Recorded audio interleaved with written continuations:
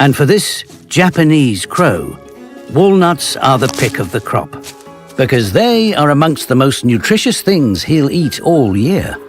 This city slicker's problem is getting into them. Positioning is everything.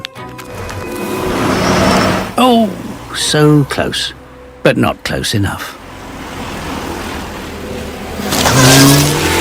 There we go.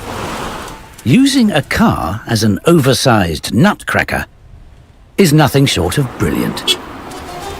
But on the busy city streets, it works too well.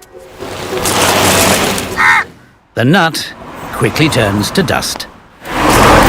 And with it, his meal. But what sets crows apart is their ability to know a better reward is coming and to wait for it. Perhaps somewhere with reliable traffic. But fewer cars will do the trick.